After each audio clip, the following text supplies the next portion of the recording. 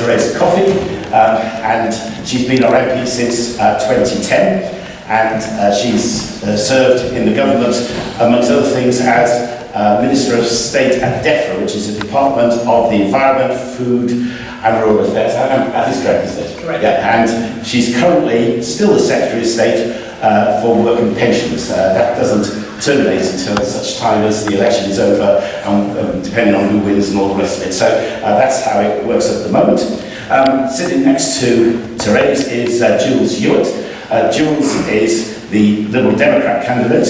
She's a businesswoman and was a trained nurse. Is a trained nurse, isn't she? Yeah, I'm a trained nurse, excellent. And she's formerly chair of the Suffolk EU Alliance after the EU referendum.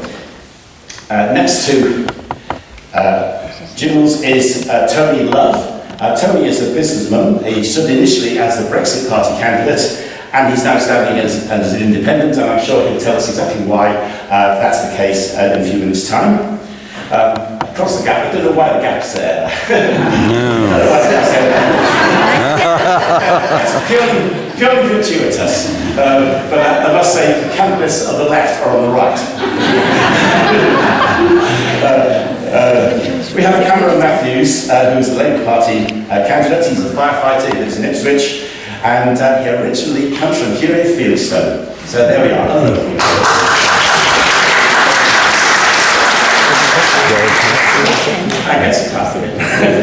And finally, we have the Green Party candidate, who's Rachel Smith-Light. She's Green Party councillor for Melton on East Suffolk District Council, and she's a Green campaigner.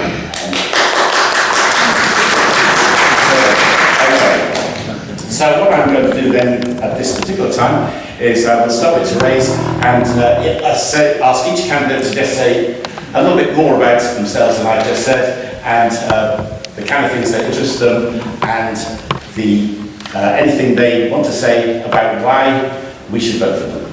Okay, Therese. Well, thank you very much for that introduction, Mark, and it's a great pleasure to see so many people here. I can see we're being filmed by, is that Walton Community TV? It is. And the second camera. Right, 2 angles, blimey. Yeah. You've upgraded since the last election. We have. That's good to know. I'm sorry, I was I think just in time. I've just been to the launch of our manifesto, which is in Telford today, and I hurtled down the M6 and A14. You'll be pleased to know that the development of the A14 will be opening next month without a toll, one of the most successful campaigns that I ran when I was a Member of Parliament for Suffolk Coastal, with your help, when you actually helped to sign a petition in order to show how important that was. But of course it was critical for the future prosperity of Felixstowe Port, something which is a very important part of this town, not only for Suffolk Coastal, but also for the country, being one of the gateways to UK PLC for much of the business that we do around the world. I'm pleased to have been a Member of Parliament for the last 9 years. I've also had 6 years apprenticeship before I became the Environment Minister, and now, as Mark said, I'm in the Cabinet dealing with work and pensions, where I've only been for a couple of months. But my priority has always been what to do for Suffolk Coastal. I hope that has shown through my campaigns and making effective changes to things like local education, particularly the recent change in leadership at Felixstowe Academy. But also, this is a wide-ranging constituency, as you will be aware. We have a number of younger people, particularly in this part of the constituency, but also an elderly population. And I'm very conscious of some of the challenges that we continue to face as a largely rural county. But I'm confident that some of the work we've done in the past, and what I believe is in our manifesto, means that we should make sure we have a Conservative government with a working majority, not only to get Brexit done with a deal, but to continue after 10 years of hard work to make sure we can unleash our potential for the future. Thank you.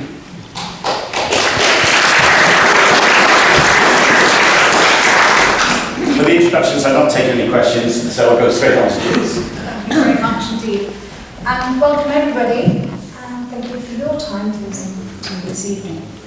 I'm going to look at things quite differently. I want you to think about what you want from your MP, because this evening you're going to be considering that considerably. I feel the reason I'm standing is that you need my party, and you actually need me to be able to go forward in the next 4 years, because as far as I'm concerned, I don't quite agree with Therese, And I think we've had 9 years of cuts and difficulties. And if we continue on in the same vein, you're going to have more of the same. And therefore, I'm standing to be your Lib Dem MP.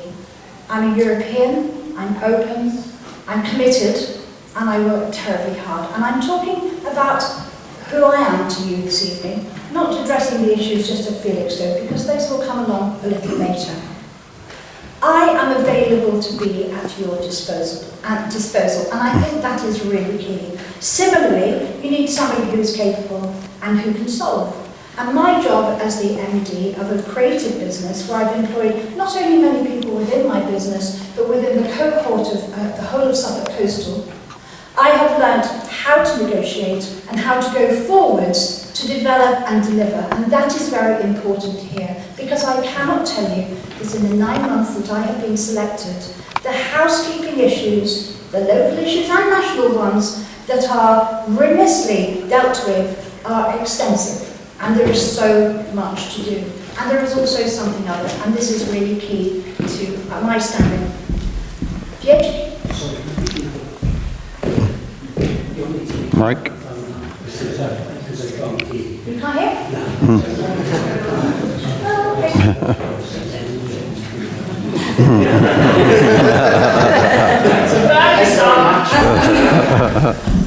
Okay, just sit down. Is that better? Yeah. Turn it up. On the centre. Let me share with you how terrifying this is.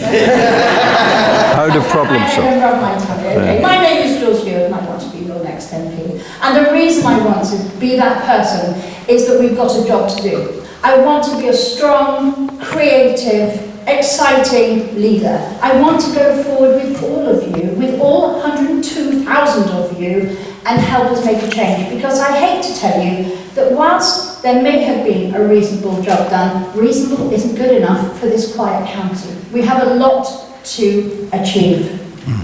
I am available, I am capable, and I make a cracking good managing director, and I think that's the way that we should go forward. We also need something else, and that is you need a response team. One of the things that is very apparent throughout the whole of the constituency is nobody gets a reply. So we would be considering, if we were to have our office in Suffolk Coastal, that we would have a centre where you can bring us at 8:30 in the morning through to 6 at night and get a response. So if it is the 7:44 that doesn't turn up, we will be able to get hold of Greater Anglia, like we have in Saxmundham, and make a difference. Now, there are two issues with regards to this election, and I feel that I am capable of looking at both sides of it. I know that Brexit is a big issue for people that live in Felixstowe, and I'm not here to change your minds if it is that you voted out. But if it is that we Brexit, and I don't want that, you really need an MP who's going to be doubly conscientious as to how we get through the crisis, and that's very important to me. So I've got an enormous amount to offer you.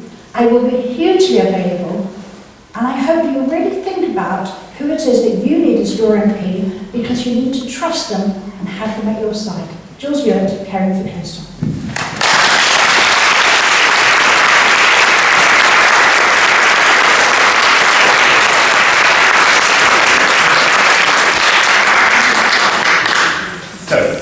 Hi, good evening, ladies and gentlemen. Thank you for inviting me to speak in the Salvation Army Citadel. My name is Tony Love. I live in Felixstowe with my long-term partner. I have 3 sons of my own and 2 stepsons. I went to school in Suffolk. My mother and sister have lived in Acton for 25 years. I've been a constant visitor for decades. Over 30 years I ran my own business in 7 different high streets. I know the difficulties of the small businessman struggling to pay business rates, the untold cost in money and time to comply with the regulations and the bureaucracy. No wonder the high streets are failing. Until recently, I was standing under the auspices of the Brexit Party, and then 317 of us were stood down. The only Brexit shop in the country is in Felixstowe. In that shop, and walking over 100 miles in the constituency, I have promised hundreds of people that I would represent them. Within 24 hours of standing down to fulfil that pledge, I was officially standing as an independent Brexit candidate. People had someone to vote for again, and we as a team are privileged to keep that promise. Dr. Coffey will tell you they wish to get Brexit done. It is oven baked. The Tories are not the guardians of Brexit, and far from it. Boris is only PM because of the Brexit Party. His deal is not Brexit. Most MPs in Suffolk voted to remain. Their constituents voted heavily for leave.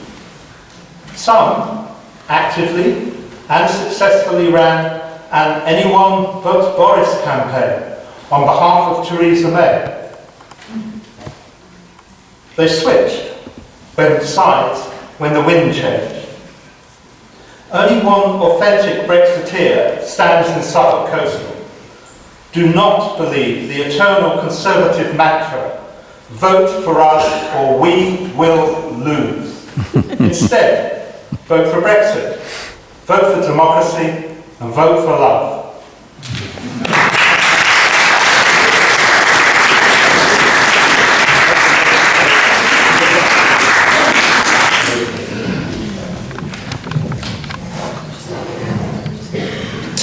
I think it's going to be easier to take out, isn't it? Right, my name's Cameron Matthews. The chair kindly introduced me, and as the chair also did say, these groupings are based on surnames apparently, and not political persuasion, but I'll let you make that decision.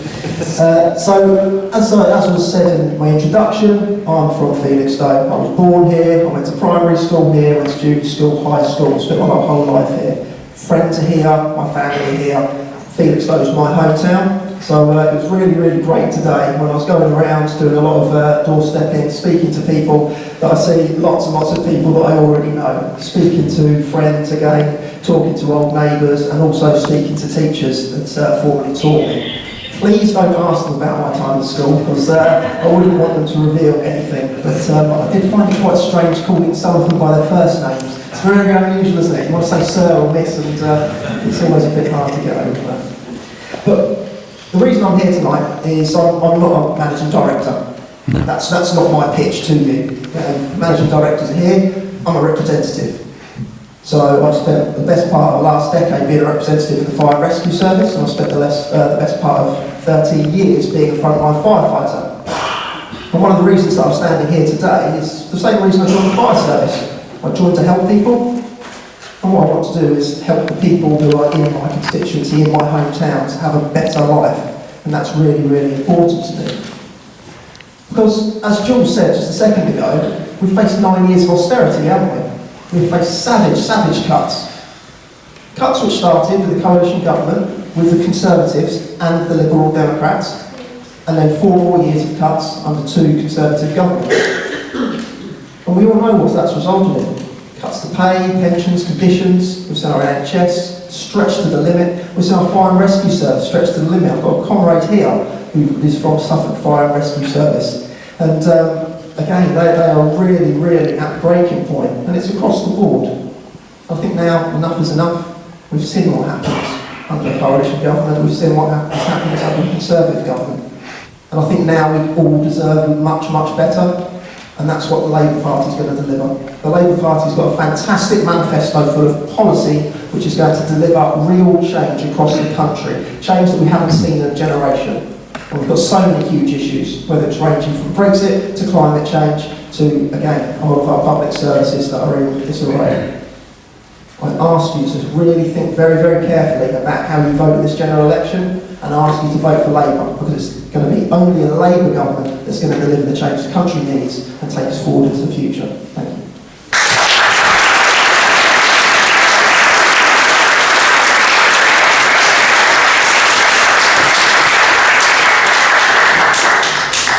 Can you hear me? Is that working? Yeah, great. Hi, I'm Rachel Smith-Lights. I'm a Suffolk councillor. Woodbridge, born and bred, so I went to Felixstowe High School. I've worked in London and Bristol, and I've worked abroad teaching English in Indonesia. But I'm like a homing pigeon, I just couldn't stay away from my beloved Suffolk Coastal. So I'm back, and I'm glad to be so. And this is a very special place, and I want to do everything I can if I get the chance, and I will get the chance, whether you let me or not. I'm just going to forge ahead in my current capacity, and who knows beyond that. Why stop now? I've been a Greenpeace and an Extinction Rebellion volunteer. I put my money where my mouth is, and I will take risks as I think is necessary, because we're in a very, very strange, scary and unusual time, and I'm not really talking about Brexit, although that's part of it, but that will come and hopefully eventually go, and we will still be in the midst of a climate emergency. And I am very, very scared about that for myself, I don't mind admitting, but for my nephews and their generation and everybody else's children as well. And it really is the elephant in the room that we cannot any longer afford to ignore. The Green Party's just released their Green New Deal programme. They've been gestating this for some years, and it's pretty exciting, if I do say so myself. Having read it and having a chance to discuss more of that, I'm sure, later on. We are at a very unique point in history for this area, and nationally and internationally, of course, as well. And I want to do everything I can to do what we can, and I'm just one person, obviously, to address these issues that are now so incredibly pressing. We're going to have to make some hard choices and decisions, but we must make them, and the sooner we make them, the better. Thank you for listening.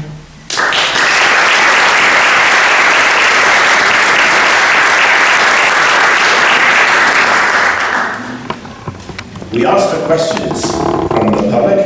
Up until about the end of last week, the end of the week before last, we had virtually nothing. And so I put a appeal out for as many people as I possibly could, and then we ended up with loads and loads of them. And so what I've done is I've collated the things that were dominant as far as the questions that were being asked, and I've tried to incorporate the actual questions that they were asking to the questions that our candidates are going to answer this evening, and so they represent the questions that you gave to me rather than something that I've concocted up myself, which means that actually, this is my apology for saying they are a bit clunky in places, but hopefully they'll cover the breadth of what people were actually asking. We're going to start with, surprise, surprise, Brexit. Yes, I got most questions about that, but I found two particular ones that were very useful. But before we start doing that, I'm going to go back to the candidates. I'm going to ask them, I'm hoping they're going to do this in a couple of sentences, because one of the things I've noticed about this election more than anything else is that there's absolutely clear water between the policies of each of our 5 representatives here. And that's actually quite useful from the point of view of if Brexit is really important to you, you need to know exactly what you're voting for when you vote for one of these candidates, because they represent a certain position. And so I'm going to start with Jules this time and then go on to the end and finish with Therese. To just, in a nutshell, tell me, what's your policy on Brexit? Our policy is, should we win the election, that we'd look to revoke Article 50, but regardless, we're looking for a people's vote. Yep. Right, Tony. Thank you. I just want to correct something when Cameron decides that I'm managing director. Like an accusation. If I did have a job as running a company, which is my own company, which I must have worked probably 70 hours a week at for about 30 years, Answer the question. I employed people. My last job was working in Aldi as a store assistant. I gave it up because I got nominated by the Brexit Party. Our job is we want to leave. We want to leave without a deal. We do not want to have Boris's deal. We don't believe that's Brexit.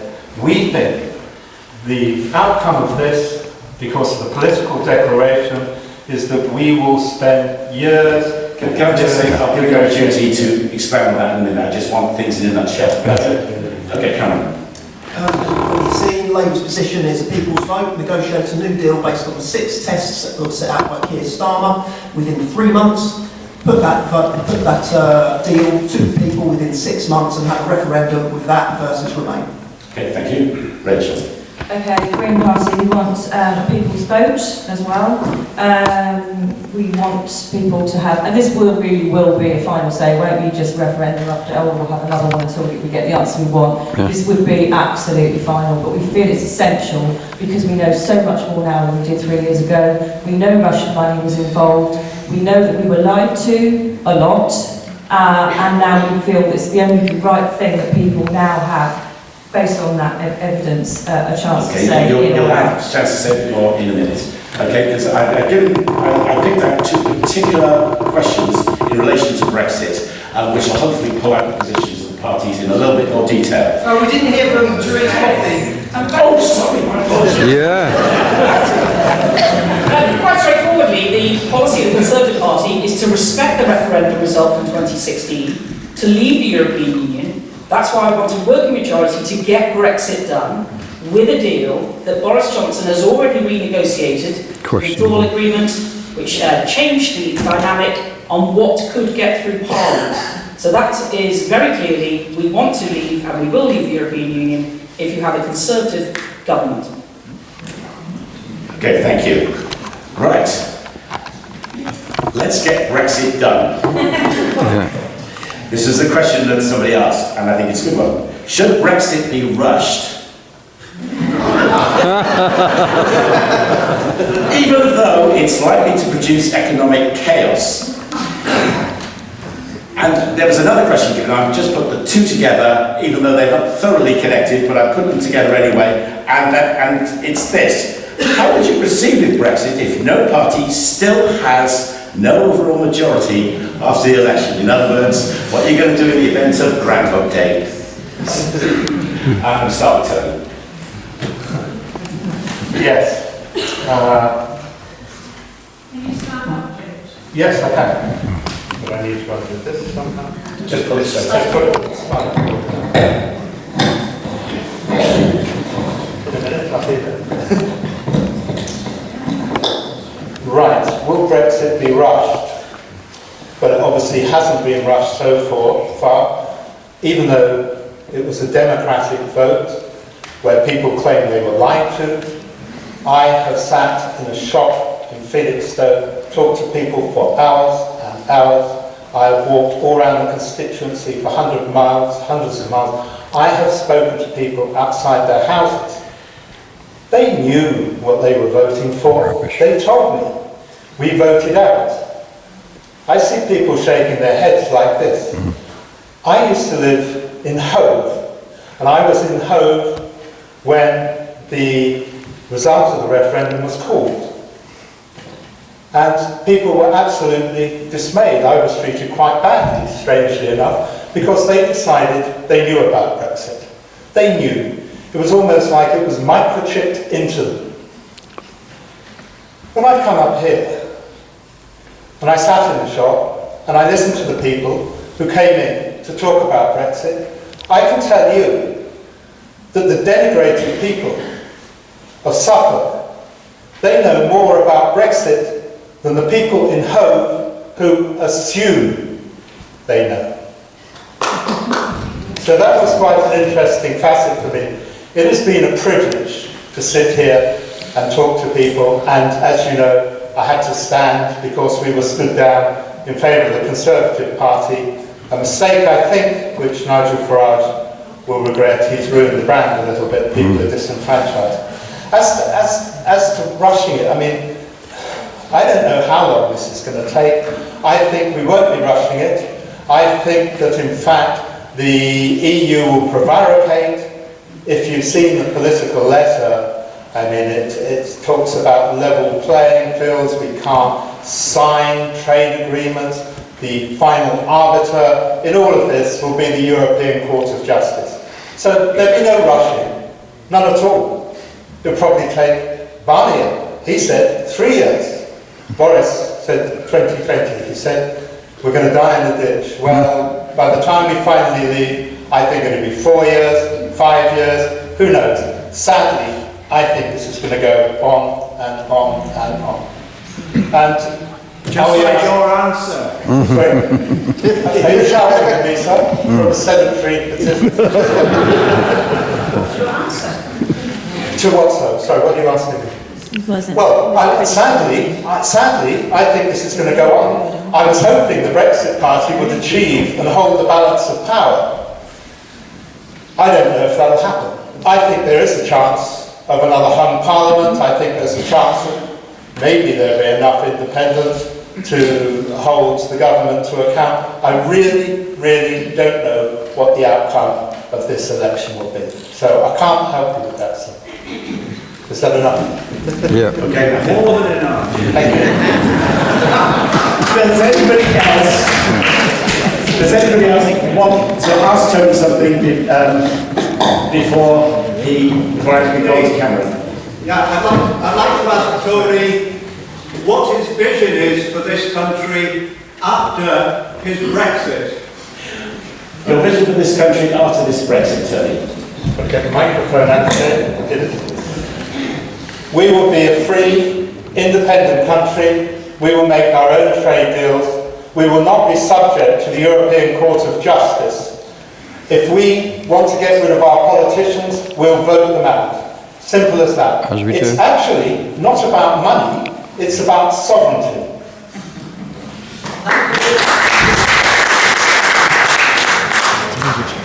I'm going to pass on to Cameron. I think same question.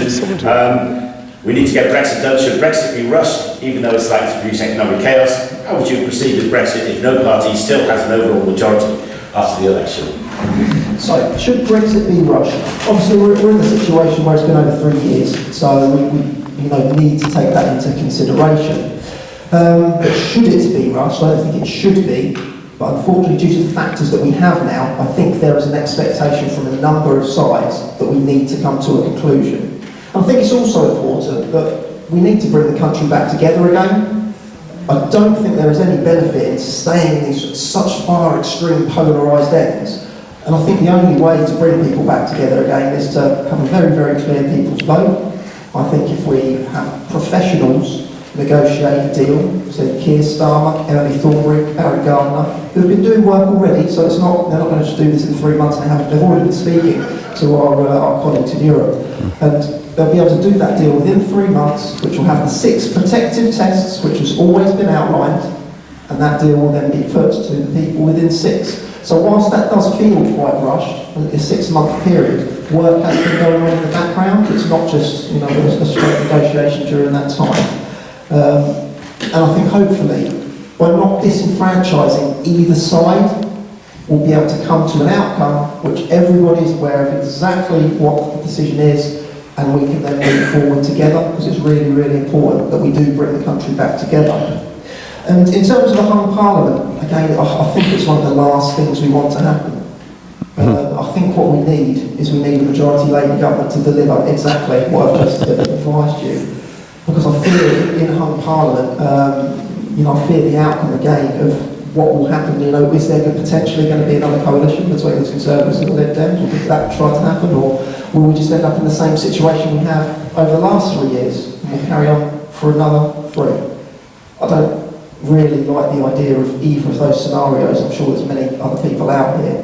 But if there is a hung parliament, Labour will be pushing, of course, for what we have proposed. We'll be pushing for a people's vote. We'll be pushing for the 6 protective tests to be put in any negotiated deal, and we'll be pushing for that to be put to the people again.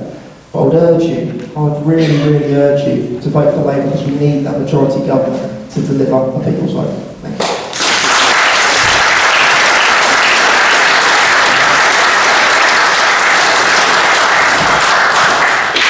I'll take a couple of questions for Cameron. You up to right at the back there. You are very, very quick. Could you wait for the mic to come to you, please?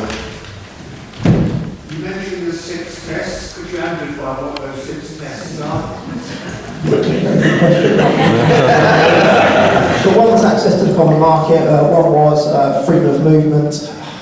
I must admit, can I get back to you on that? Because I can reel them off the top of my head, but I haven't got them in my notes here. So I think the most appropriate thing is not to guess, and I'll tell you, I can give you the confirmation after. Okay, thank you.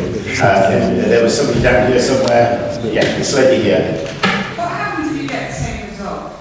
Sorry. They had last time. What will Labour actually do? Is he leave, do you mean? So, no, yeah, if it comes back as leave again, what would Labour do then? So Labour would leave under the deal that's been You would honour negotiated. that, would you? Sorry? You would honour that. Yes, I think that's been clear. Jeremy Corbyn and John McDonnell made it very, very clear that if the deal is negotiated and that is voted for by the majority of the people, then that will be the deal which is delivered. Well, would we not be in exactly the same situation for the next 3 years? Because you wouldn't get it through Parliament, would you? I don't understand the question. So we've got a majority Labour government. We're going to put a deal to the people because we've got a majority Labour government, and that deal will be voted on, and the government will deliver that. It won't be going through Parliament, it will be delivered based on the decision of the people. Right, that's the answer. There we go.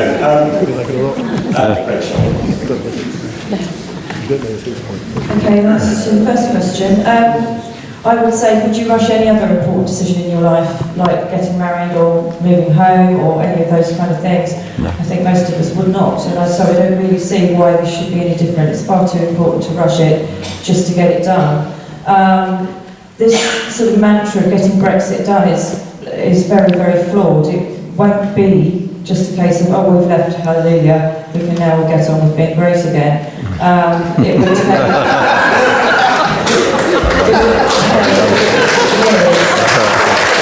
literally years of awful trade negotiations, and the potential loss of hard-won workers' rights, environmental protections that you may not realise necessarily that we currently enjoy through our membership.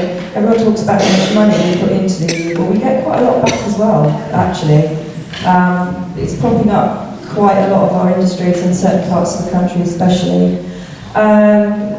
So it's also the biggest free market on our doorstep, so it doesn't make any sense to me really to leave it. I don't particularly want us to be vulnerable to having to do really quite dodgy trade deals with Trump's America, for example, which is what we could get. I don't really want to eat chlorinated chicken for a start. So, you know, it's a huge worry, and that brings me on to animal welfare as well, because we've got very high standards. That's partly due to EU legislation. We could lose those as well. What's the second question, sorry? The second one was, yes, well, in the event of a home parliament, what you're likely to do about it? Me personally, I don't think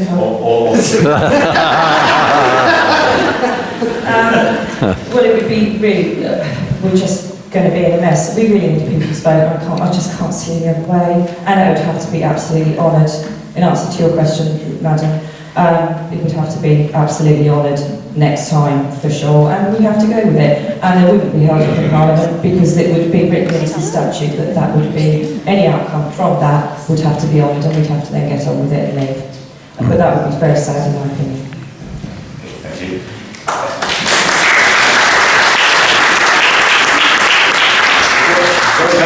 Any questions for Rachel? There's one there.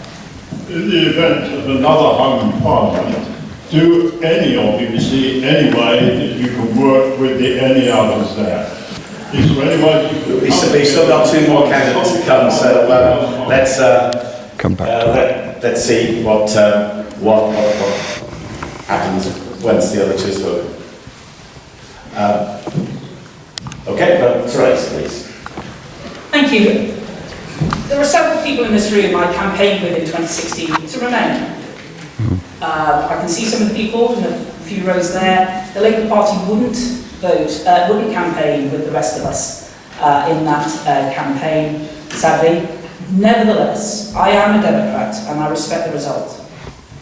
And in 2017, in March 2017, the vast majority of MPs voted to trigger the Article 50, which gave the formal leaving for the European Union. In 2017, both the Labour Party and the Conservative Party said they would respect that referendum result. I'm afraid Labour has done a complete and utter U-turn on that.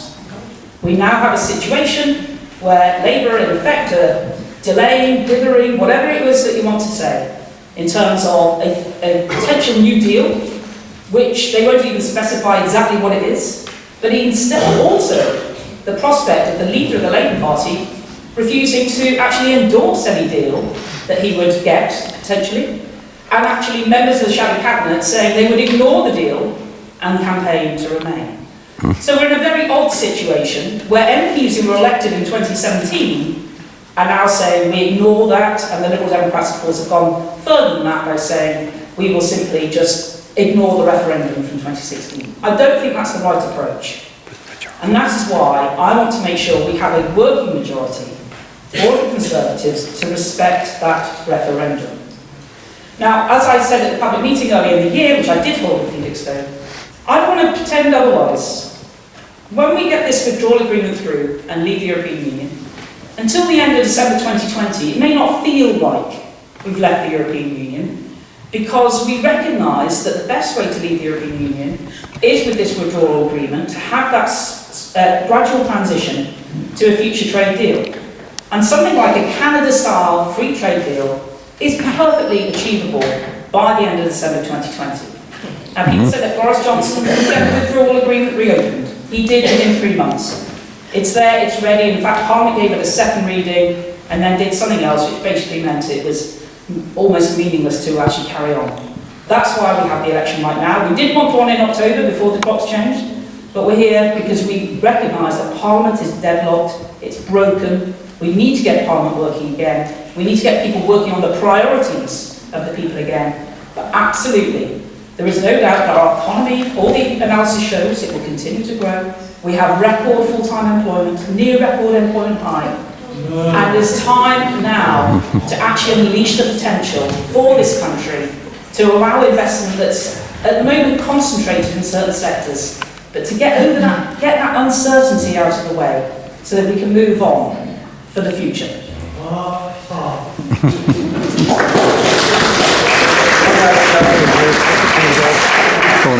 What do you think the government would do it's a second question, in the event of a hung parliament again? Well, that's why we're having an election. I hope there won't be a hung parliament, and I don't know the answer to that, but I hope there are enough people who actually respect democracy that they would want to see that get done. And we know that there were certain members of the Labour Party and some others who were happy to try and move on with this particular situation, but unfortunately the majority of Parliament was not. And that's why we are having an election. Thank you. There's a hand up there. Questions.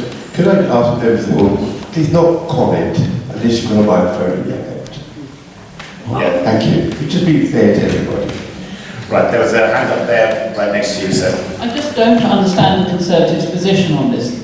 The fact that we respect the vote in 2016 is not in question. Of course we accept the vote. What we don't accept is a bad deal being put before MPs and the public. That's the situation, and why do the Conservatives keep on saying that the other parties aren't respecting the vote? Of course they're respecting the vote. It's the deal that Theresa May and Boris Johnson... I know you're a member of the Labour Party and an activist there, and I understand why you might want to put forward that. But genuinely, I believe this is a good deal. I accept you may disagree with that, but we have many, many people in the Labour Party very open about the fact they want the second referendum so they can reverse the referendum. They want to remain, and they don't want a deal. They don't want to respect the 2016 result, and that's the situation that we have right now. There's a lady down there's had a hand especially all the time, so we'll just take a question there. I'd just like to ask why you think that it's not okay to put it back to the public when the government for the last 3 years has gone backwards and forwards to Europe, and the Parliament have had a chance to vote numerous times on different deals, but the public aren't allowed to have another vote. I don't understand that at all.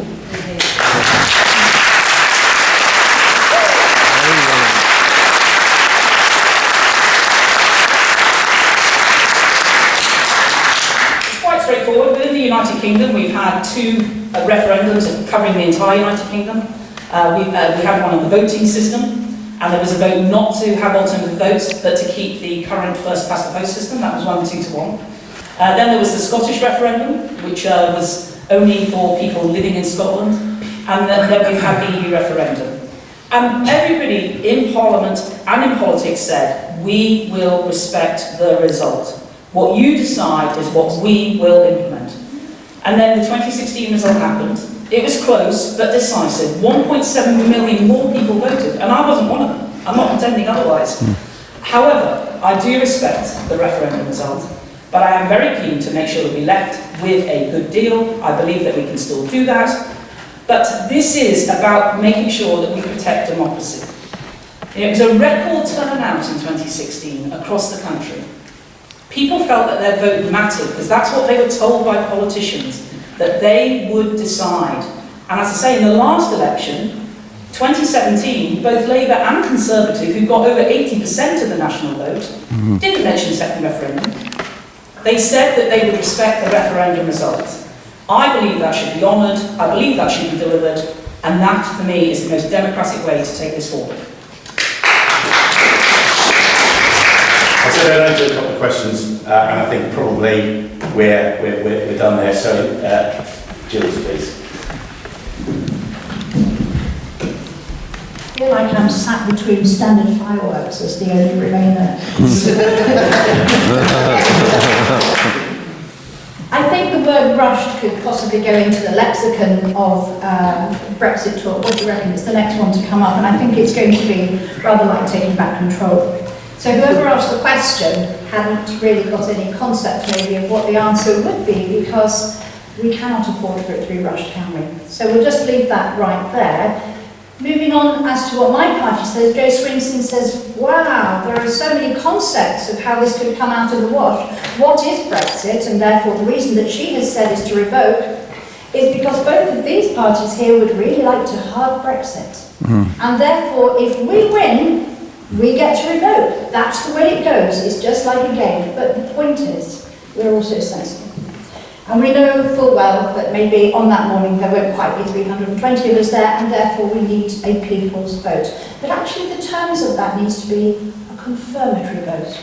And to go back to what Labour are saying, we're confirming whether we want a deal or whether we want to remain. And that is really what it's all about. And we need to change the language. It would be a confirmatory vote. Trace, I hate to tell you, but the point is, it's all been pretty dishonest, and that's why we would like another vote, because everything has changed. And for me as a businesswoman, if I'd have been Mrs May on the 13th of July in 2016, I would have taken the top team from each of those parties, and I would have been able to deliver Brexit. But the Tories didn't do that.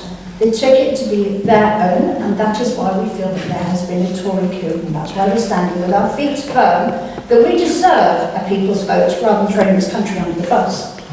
So what would I do? Well, I have to put this to you, Felixstowe. There are 650 seats of which you are responsible for holding one of them, and you need to cherish it. However you normally vote, you need to just come to the middle for this election, because we need to win. We really need to win. So going across from that, let's think about Suffolk Coastal, and let's think about the people that we really need to fight for, and that is our young. For our young, this is a very tiresome experience, isn't it? They're watching people lie, they're watching the underworld, the undercover of what's going on, and they don't like it. Our young don't like what's going on. Why are we putting them through that? So I'll tell you what I'll do for you. I know that if I was in the House, I would be getting the best result possible for our Remainers, but if it is that we have to Brexit and it takes forever, then let's get the best of it. But for me, why don't we just concentrate on Suffolk Coastal PLC, and let's get the best that we can for our constituency and keep going and develop it, because at the moment we are going backwards. So let me represent you and go and get that funding to do all the things that we need to do, that we're going to discuss this evening, of the gaps that we have got missing in the services and facilities of Suffolk Coastal. Park Brexit, and let's just try and get a people's vote, but in the meantime, let's work together and get a Remain party in. Now, I hate to break my final comment, and I'm going to be seen to be mixing for saying this. Only the Lib Dems can win in this constituency, and there's a very, very strong reason why. This is the wake-up call, guys. Aldborough, Southwold, Halesworth Conservatives will not vote for Corbyn.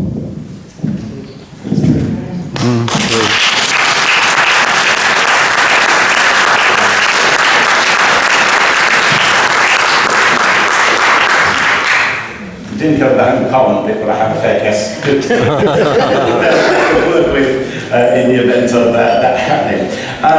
Couple of questions, anybody? One down here.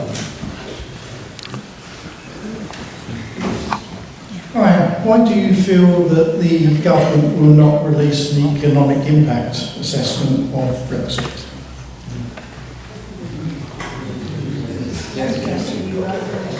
Well, it's a Liberal Democrat Party member asking the Liberal Democrat candidate, and I think it was directed to you. It's still a valid question.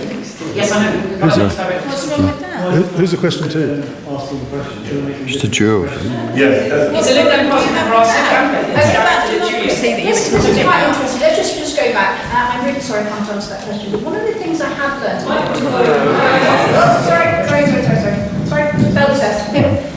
One of the things I have learned in my time of being the candidate for the last 8 months is the reason why the Tories have got away with so much locally is that there is never any opposition. There is never anybody running around and answering, being able to find out that information. So it's kind of, and I'm sure that my colleagues here will feel the same, you're kind of locked out. So I can't answer that question, but I will locally keep opposing and scrutinising what's going on. Any other questions for Jill's? Preferably not somebody from her own party, because actually it's nice for people from a different stance to be able to question what a position is. Gentleman over there. Well, I'm certainly not a Liberal Democrat, so that solves that one. Can someone, what I don't understand is the Liberal Democrats' position. We've heard tonight they want to revoke Article 50. Yeah. But then then they're saying they now want a people's vote. So what is it? And let's be honest, there are only 2 big candidates that can win Suffolk Coastal. It's probably going to be the Conservatives, but if the Conservatives don't win, Labour have come second in every election in this constituency for the goodness knows how many. No, they haven't. No, they haven't. Check your figures, boy. Go on, Jules, take it. The Conservatives won by, I think they got in the high 20s. The Labour got in the high teens, and the Liberal Democrats got 3,000 or 4,000 votes. Let's wake up and smell the coffee.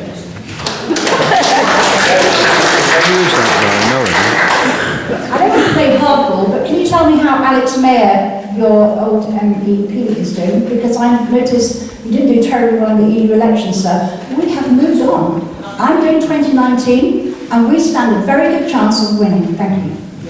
Well done.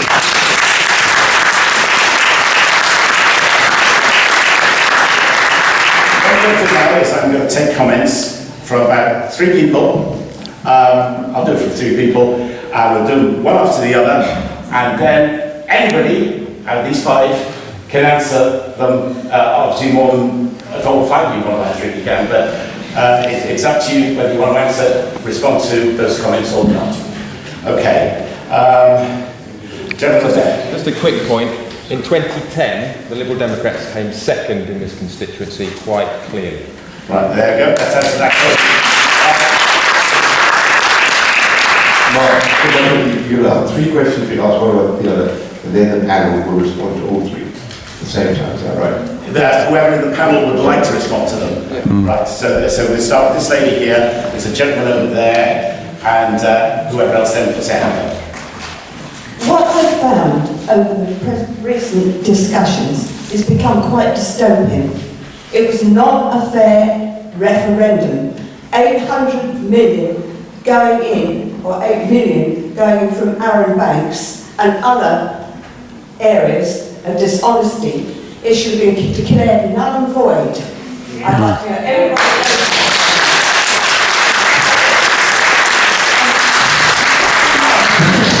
in mind. I'd like to know who among the candidates here actually wants to become the 51st state of America, because I do not. Thank you.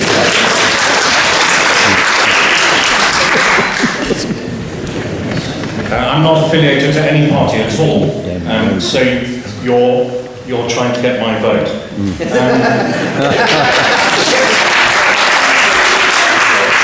Trying phrases like "get Brexit done" is all very well. I want to ask why. My son turns 18 this week. He will be voting in his first election.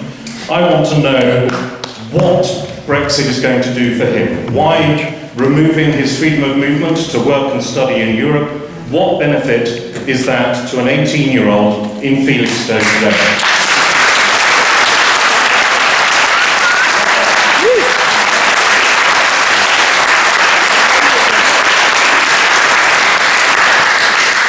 Question? Anywhere? Or either? Okay, we'll just leave it. Whoever would like to deal with those two questions. The 51st state of America or freedom of travel. So, for reasons of doubt, I was delighted to be elected in 2010. Share of votes went up over 50% in 2015 and went higher in 2017. Yes, this is an important constituency, and I'm very proud to have served it. Your white Liberals came second in 2010. And then fell significantly 15 and 17 when Labour came second in both of those. In terms of the 51st state, I don't know where that's coming from, Matthew. We're a very proud country. We have the United Kingdom of Great Britain and all. And I tell you, we hold our own. We're part of the UN Security Council. We're one of the few people that invest the minimum amount that's supposed to be put into defence, being a full part of NATO. We're part of the Five Eyes Global Intelligence Network, which works extremely hard to keep this country safe, but also other countries safe. That's something we share with the USA, but also with Canada, Australia, and New Zealand. And we're part of the 3G network, which is the UK, France, and Germany. That is something which we do very specifically, independently, and is not a decision for the European Union on how we participate in that. But we absolutely do share, and will continue to share, our intelligence in the way that we can to make sure not only the people of Europe are safe, that we play our part in the world. Now, Felixstowe does play a part in the world. It's the second biggest port in the European Union. The main, as you will be aware, for those of you who've lived in Felixstowe for some time, the main links are actually to China and other parts of the world in terms of the movement of goods in and out of the UK. And I would say to your 18-year-old son, one, I would hope that your son, of course, to get a different view of the world, may want to live and work abroad. There's no reason for that to be different, particularly. I accept that there would not necessarily be the freedom of movement that's enjoyed today. But I would want your son to recognise the value of democracy. The value of democracy. The referendum in 2016, as people may well say to me later, was not legally binding, that's correct.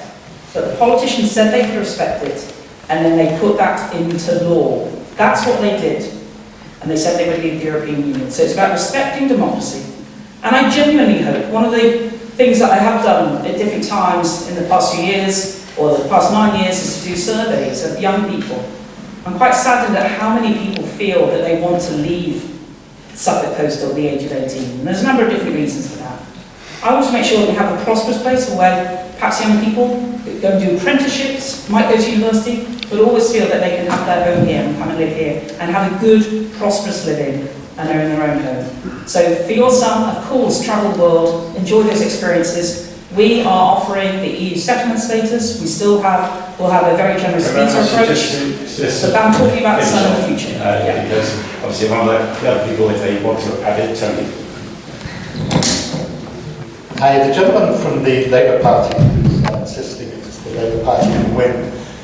I can tell you, having walked all around this constituency, delivering tens of thousands of newspapers, that your supporters are deserting you in droves. And that is happening in Halesworth, it is happening in Raydon, and it is happening in Felixstowe. I'm not saying that to sort of say, great, I'm just saying question? that is happening. Well, that was one of the questions. It was Let's talk about your son, and I understand your concerns about him not being able to freely travel as he can now with the freedom of movement thing. I hope that there is some agreement made between the countries. I'm sure there will be when we get past it. Yes, I agree. I agree. I have 3 sons. One of mine is going to go to Thailand to try and set up a company, and the other one is going to go to Canada to try and pursue his career. I hope they manage to get there because they're not in the EU. Just answer my question. Yeah. 51st state. So the candidates decide what question they're going to answer. They can answer both, or one, or none, either. I've got four down here, but I'll try and be very succinct. So the first question was about Aaron Banks and the shenanigans that went on with the actual referendum itself. Of course, Dominic Cummings was also involved too. I would have liked to have seen the four kind of outstanding investigations that Boris Johnson and his party are under to actually come to fruition. Yeah.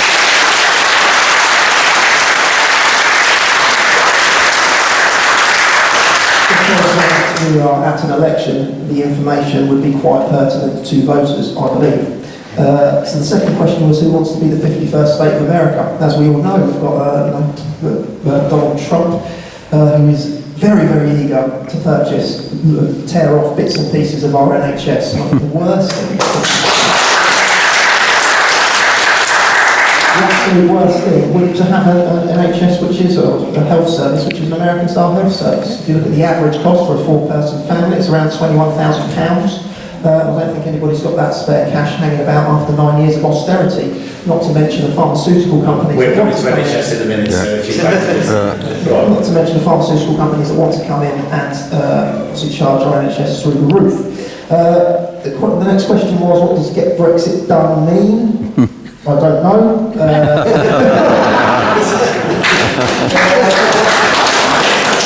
What's the benefit to your son?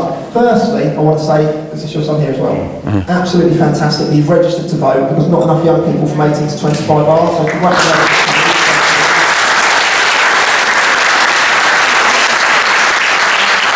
We still have 2 days to get the rest of it out. I've registered up, so please let your friends know. And in terms of the benefits, again, I think the biggest benefit for voting Labour in this election is that you'll get a second vote in 6 months' time. So your future is probably one of the longest futures in this route. So you'll get to have a decision based on whether you want a deal which has got very, very clear parameters in it, or whether you want to remain. And I think it's important you have that say because it's also your future. So I think the benefit for voting Labour, for you, is you will get a say in that, and the benefits of whether we leave or remain will be very, very clear in 6 months' time.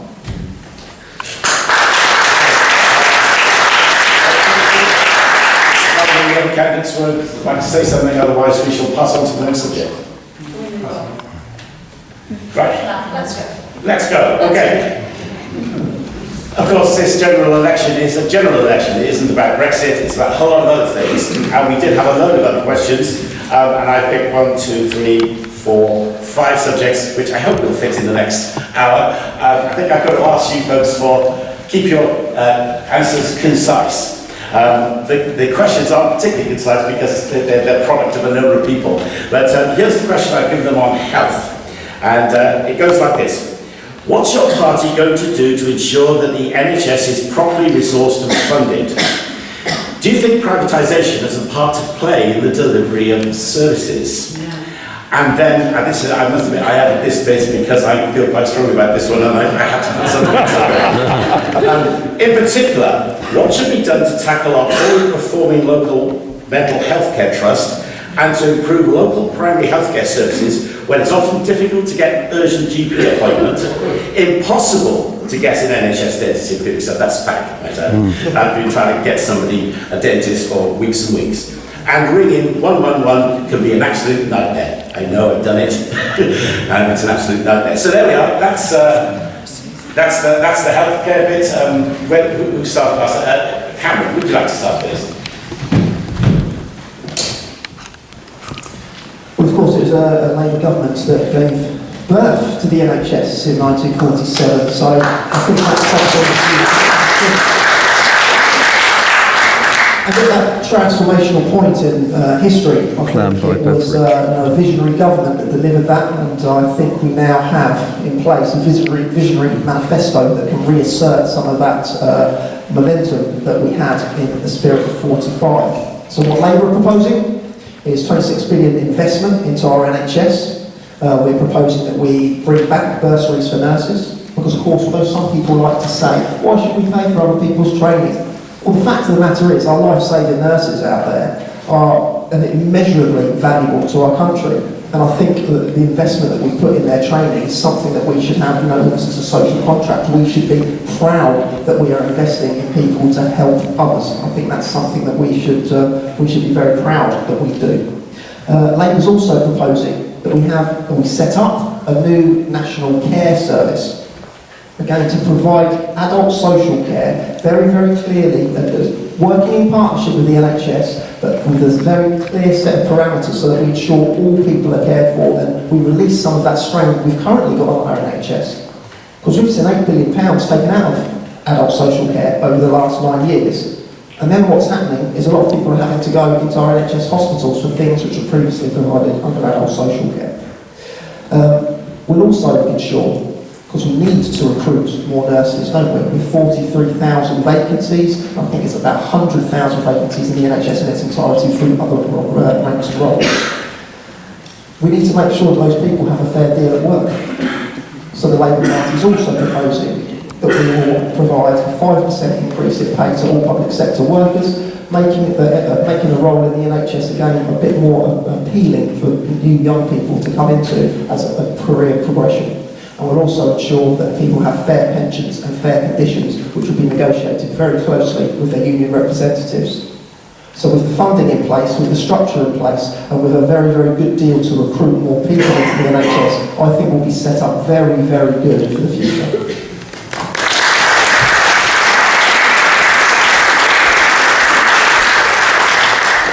Any questions for Cameron? Yeah. Down the front here. The big elephant in the room when it comes to your manifesto pledge to fund the NHS so heavily is that it's going to cost a fortune, and if we are going to go out of Europe, then we're going to have less income and you're going to have more expenditure. On the basis that the books don't balance at the moment, so I'm not quite sure how they're going to balance in the future. So in terms of our funding pledge, the Labour Party's got a 44-page funding pledge document. I would encourage you to read. I think it's good, it's important. We should be making very clearly and concisely how we are going to fund all of our pledges. I know the Liberal Democrats have a 7-page one as well, which is predominantly based on what happens off the back of a referendum. But I would say read through the pledge. I think it's read through the document. It outlines all of the taxes that will be increased and things of that nature. But in short, all of our funding is outlined in the funding real change document. If you've got any questions which aren't in there, so which aren't answered in there, please let me know and then I can find them out for you. Okay, nobody's rushing to say anything more. Rachel, would you like to say something, please? Okay, hopefully I shall keep this quite brief. So this is part of our Green New Deal health section. So I would ask the question, what are we paying our national insurance for? Increasingly with the waiting times and the shortages of staff and other resources. We plan to increase the funding by at least £6 billion a year, and nursing higher education funding by £1 billion a year, and bring dentistry fully back on board and end the check-up fees. We want to abolish the Health and Social Care Act and end the internal market, replace private health involvement with community leadership services provided through health boards, reinstate Health Secretary responsibility to provide services throughout England and duty to ensure that there are enough staff, focus funding on community health centres providing preventative health care, focus funding on mental health provision to enable all who need it to access therapy within 28 days. There you go. Any questions?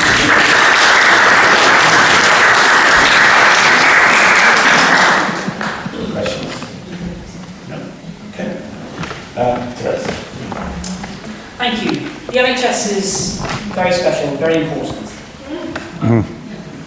The NHS has, as Cameron alluded to, been created in the 1940s, and for 44 of the 71 years that the NHS has been in existence, the Conservatives have been the government in charge. The NHS has never been for sale, isn't for sale, never will be. However, it's always relied on a significant element of working with independent, private, whatever you want to call them, people like general practice, like dentists, like pharmacists, in order to deliver the healthcare that we understandably want to be able to enjoy. Now, the estimates of the funding, or the proposal for our funding, is that by 2023, compared to last year, funding in the NHS will have gone up by another 29%. That's an extra £650 million per week going into the NHS in England. Now, it's critical that that extra money goes more to the front line. But I'm not going to pretend to you that all of a sudden we're going to solve the challenge of you getting your appointment.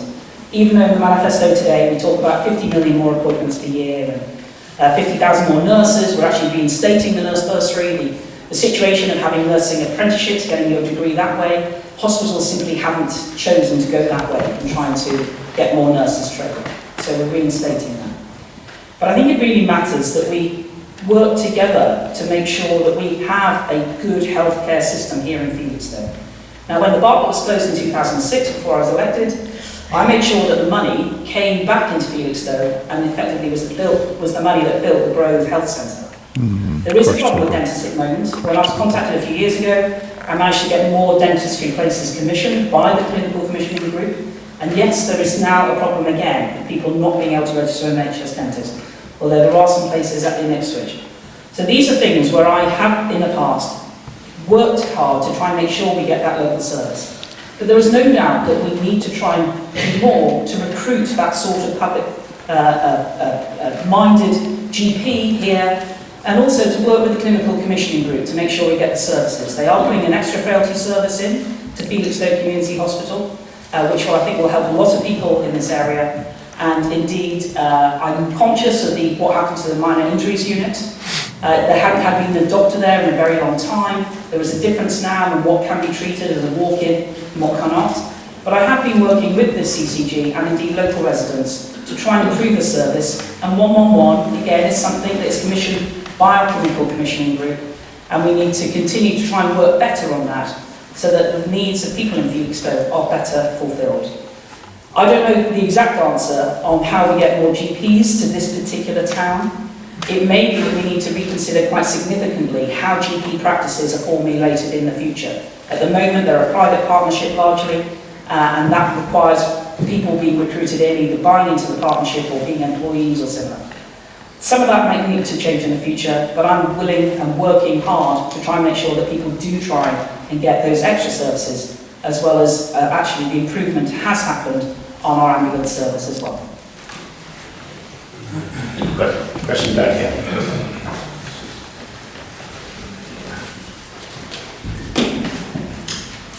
Dr. Coffey, could you explain to us how we could actually believe anything that comes out of Mr. Johnson's mouth?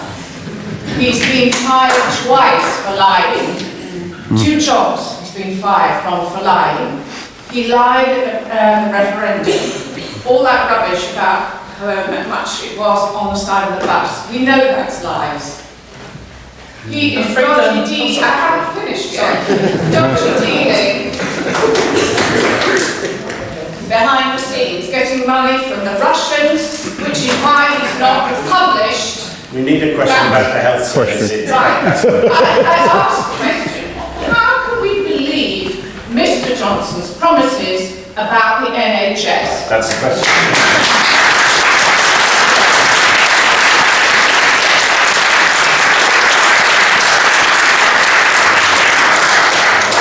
Well, that red bus, he's very fond of painting red buses, is he? The £350 million on the side of the bus is the gross value, not the net value, of payments from the United Kingdom to the European Union. And already more than that has been put into the NHS budget for the next 5 years, and that was done with that amount of money, the headroom that is there, and that was started with Theresa May. Boris has committed, and I believe he will put an extra £300 million per week by 2023 into there. So this is a 29% increase. It's an extra, by then, I think it's something like it'll be 144 to 150 billion pounds a year going into NHS in England. And that is something I believe he is already delivered on many of his promises since he got into number 10 in July, and I believe that he is the right person to make sure that we channel that money, but we've got to try and get it to the front line. That's what's key. You didn't answer my question. How can we trust Mr. Johnson? I don't have a sense, so I gave you an answer, which he's already delivered on his promises. You might not like the answer, madam, but I gave you an answer. Okay, we're not debating this one anymore. Let's just take one more question from the gentleman, because he's right in the next one. Very briefly. The current Health Secretary is Matt Hancock, who's the MP for West Suffolk. Why is it that with 6 Conservative MPs in Suffolk and a Conservative government, you seem to struggle to get resources given to Suffolk? Yeah, question.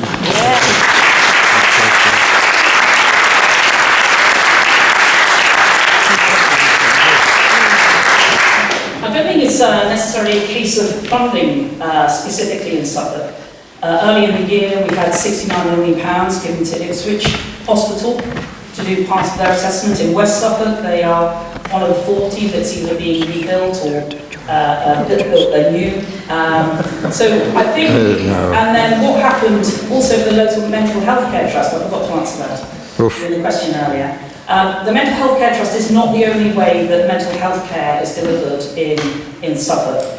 But when thinking to the 2015 election, there was parity given to the mental and physical health funding, and that has certainly happened in terms of the rises that have gone into the NHS. There's been a lack of leadership. We've got new leaders in place, both a new chair of the board and also a new chief executive. And it's early days, I'm not pretending otherwise, and I think that probably the best future is to actually split the Norfolk and Suffolk Mental Health Care Trust and go back to what we had before. But there is funding coming into the NHS. What is more challenging is about the recruitment of certain types of health professionals into GPs and into dentists and similar, and that's something we need to try and fix locally. And one of those things is actually making, in my view, for younger professionals, places like Ipswich a much more attractive place to come and live and be young professionals. At the moment, quite a lot of GP practices in Suffolk have students coming from UEA and some other parts of East Anglia, but they then don't choose to come back to somewhere that isn't a city for their first kind of professional placement themselves. So I think there is definitely more work we need to do with the CCT on how we change that dynamic. Okay, thank you. Jules.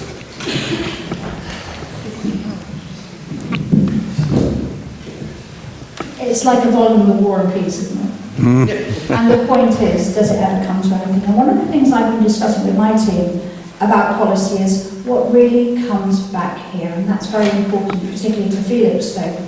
You've had 2 hospitals closed, you've lost a lot of resources. The telephone system doesn't work between the hospital and the GP, telling me it's not true. Yeah, it's really, really hard. So you're asking me what would I do? I would get particularly involved to make sure things work. I have been attending the clinical commissioning group. You have got incredible people working there, but they're underfunded and they're battling hard. So I would go so far as to say this. I would act rather than react, because I think that's really important. We need to get ahead of all of those curves and solve them. We've got an enormous problem with our young with mental health issues, and we need to support that and make it open and understanding. I could go on, the list is absolutely endless.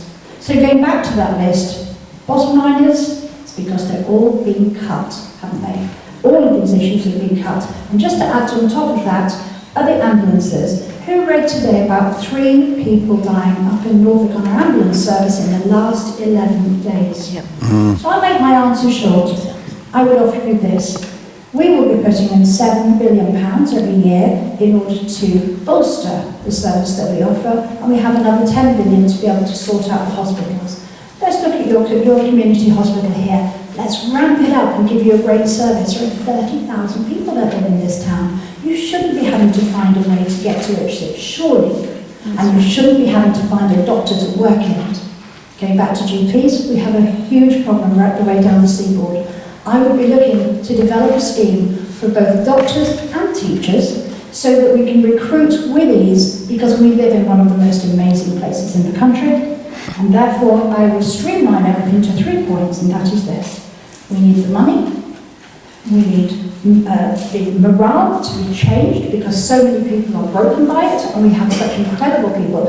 And how are you going to find 50,000 nurses so quickly? I know not. Then let's look after the ones that we've got. And then motivation. Let's make it so much easier and a more pleasant experience to go to work after all.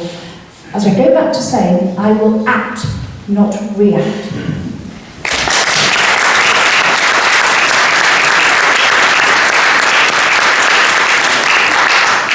Any questions for Jules? No? Okay. So, Good. That's good. All governments annually increase spending on health. To do that, at whatever level you choose to, it is totally obvious that if the economy is not working, then the NHS will have less resources available. So, despite the Labour Party claiming every election that they are the party of the NHS, you have to worry about their ability to run the economy. Remember 2008? I do. Remember... The global crash, for goodness sake! It's global crash! Market! For God's sake! If you want to ask a question or make a comment on that, please wait till he's finished. Thank you. There was a global crash, but I don't think the Labour Party did very much. It didn't fix the roof while the sun was shining. You are very ignorant, sir. We've come to hear these people. Give him his time, and then if you have any questions to ask, by all means do. I'm not as ignorant, sir, that I make comments like that.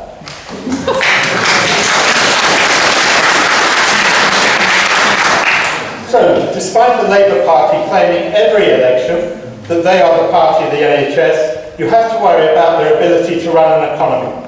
Remember 2008? I do. Remember the 1970s, sir? I do. And if you don't, please research.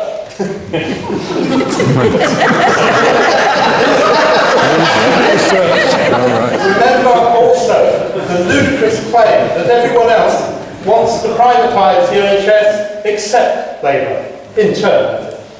The Public Finance Initiative was started under John Major, but became widespread under New Labour. Health Secretary Alan Milburn announced, when there is a limited amount of public sector capital available, as there is, it's PFI or bust. Both Conservative and Labour governments sought to justify PFI on the grounds that the private sector is better at delivering services than the public sector. As we all know, the PFI is now a disaster. £90 to change a light bulb.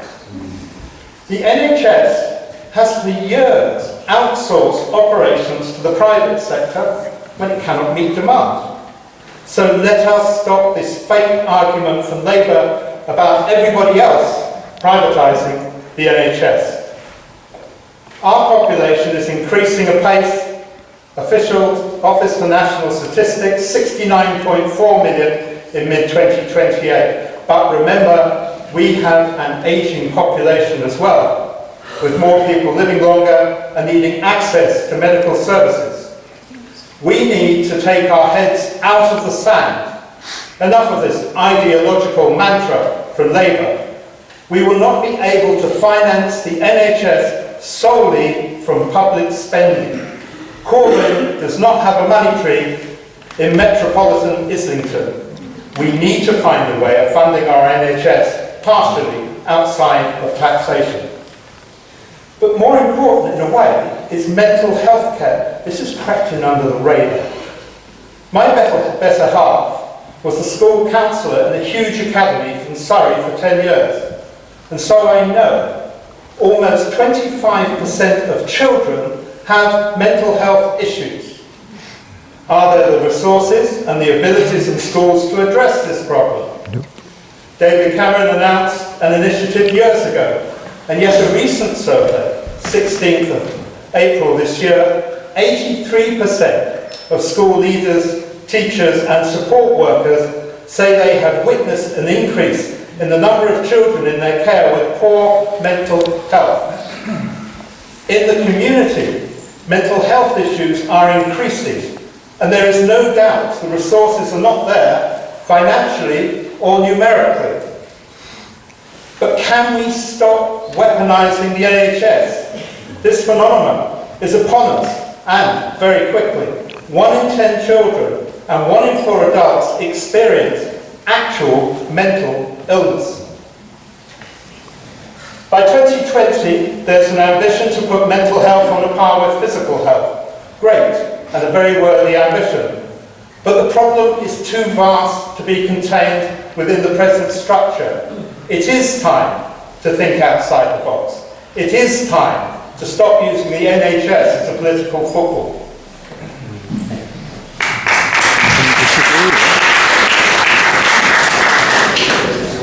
Any questions for Tony? Be nice, no rants. Okay, gentleman down the front here. Good gentleman.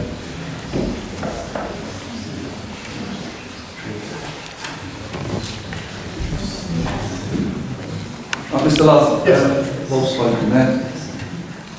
You say all you've actually done is slated what everyone else has done, but you haven't said what you will do. No. What's your solution? Well, I didn't slate, I just tried to point out that actually we... Just 1 second, sir, please. I tried to point out that this has got to stop being party political. It really has. I know quite a lot about mental health issues. I really do. There is not enough money, there is not enough experience, there is not enough people. Somehow, we have to deal with it. This is growing very, very quickly. And I think it's going to be shocking in a few years' time. My question to you is, what are you going to do?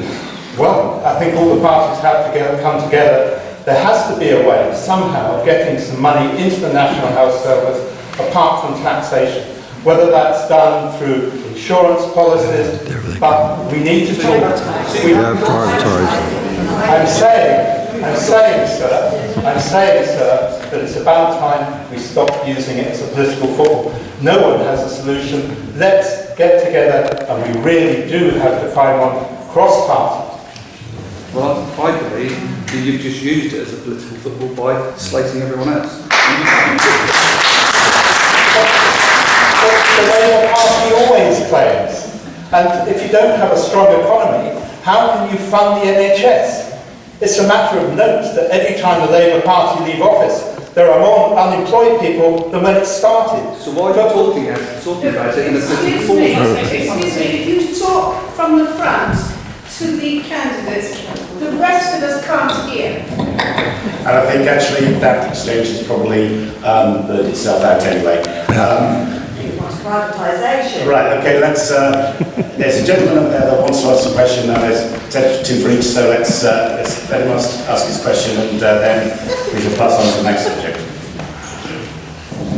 I think it's worth remembering that when the NHS was brought in after the war, it also came in with a pension scheme, and was held up by the following governments up to 1979, who honoured the idea that the government has a parental duty towards its people. There was a good framework in place over those post-war years, in spite of bomb damage and austerity and the after effects of the war.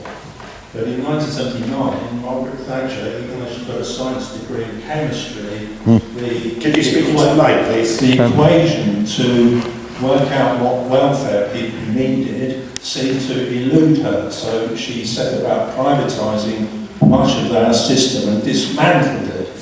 So therefore we've gone from a structured system to one which is completely unstructured. And it's worth noting that the NHS now is the only solid arm left of what was a comprehensive post-war system. So therefore you have to start looking at housing. How can housing be built to a good standard? I think you're right, long way off the point. And the NHS is struggling because people are largely inadequately housed. We're way off the point, but actually you're on to the next point, so I'm actually going to go on to the next point. I really need for your answers to be a little bit briefer than they were with these. The next two questions, I think they can be relatively brief, as in very brief. The next one was housing. This one is a big one locally. Does our local area have to lose its beautiful countryside to distribution centre developments like Innocence Farm and large housing estates that are proposed or approved in Felixstowe, the Trimleys, or for that matter a little bit further in Industrial Park? And particularly, if we are going to have that housing, what can be done to ensure that affordable housing is available to the most needy in our community? Because that often doesn't happen. Okay, right. I think Therese is the next one. Sorry, she has to spoke first. Yeah, sorry, my apologies, because I said I didn't get around. Rachel, thank you. Okay, thank you. I'll try and keep this brief. Yes, Innocence Farm is the potential for the lorry park is deeply depressing. It's a beautiful area around there in Curtin and Trimleys. Absolutely dead against that. Very worried about Industrial Park. We seem to get these housing estates plonked down with no infrastructure either. No thought for bus services that are being cut left, right and centre anyway, as we know. Very, very worrying. And then when we do get these housing estates, they're nearly always sort of 3, 4, maybe even 5 bed exec style homes that most local people can't afford. They're not what we actually want or need. We need, as we know, affordable starter homes for young people. But we also need the smaller affordable homes for people who want to downsize, like my parents. It's very, very hard in Suffolk Coastal to find these places that you can actually do that because they're just not being built. So we don't need, no, it's a builder's charter. We're being told we need to cover what's left of our beautiful place in concrete, but we really, really don't. But we do undeniably need affordable social housing, there's no doubt about that. But it can be done sensitively, and if it's done properly, and the Greens want to see it to what's called passive house standards, or certainly equivalent. These homes, I've seen a development in Norwich, and they are fantastic. And then it's not just an urban type development, it can be easily built somewhere in a more rural location. They're fabulous houses, and they cost about £100 a year to heat, which is what we want. It's better for the planet, and it's better for us as well, obviously. We want sustainable installation for all homes that need it by 2030. We want to reduce heating bills, improving 1 million homes and other buildings per year to Class A standard or above, and low-income families will benefit first. Insulate non-domestic buildings, address the heat loss from commercial and office premises. Planning system needs to be changed so that all new buildings are to the passive house or equivalent standard, and to encourage self-built homes to the same standard as well. Planning system needs to incentivise renovation, expansion, improvement of existing buildings rather than always building new. And local authorities need to be given more powers to fill empty properties. It's a disgrace that we've got empty homes that could and should be used. We need to minimise the use of steel, concrete and cladding and finishes which produce massive amounts of carbon in their manufacture. Similarly, we will incentivise the use of sustainable materials. Thank you.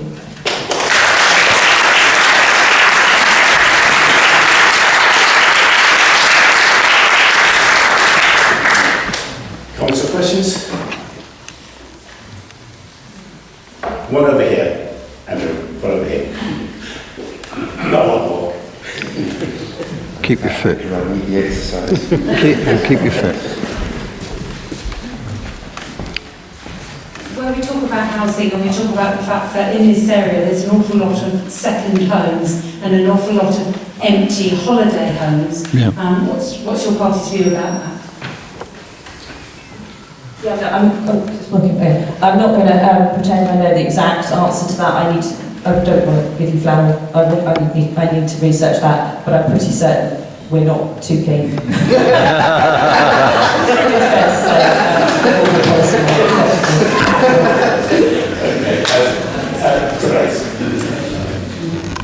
The need for more housing is a mixture of things. This is a wonderful part of the world, and there's a lot of people who want to live here. Often retiring here is an increasing attractive thing, or moving here, middle age, and that lifestyle.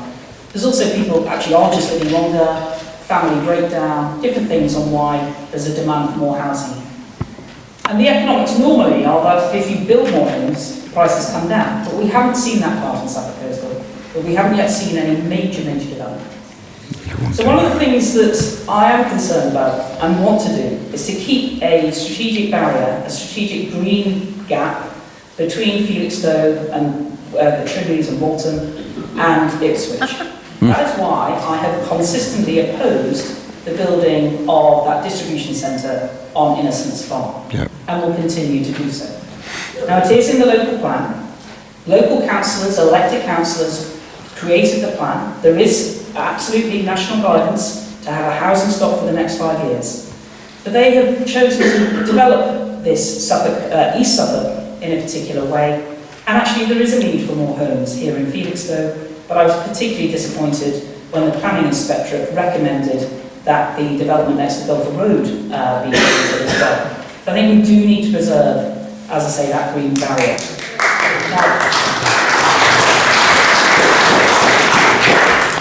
That said, I'm not a local councillor, so I can only, in my role as has been Member of Parliament, is where there are strategic issues, that is where I have intervened, and that's why I've made various comments in the past.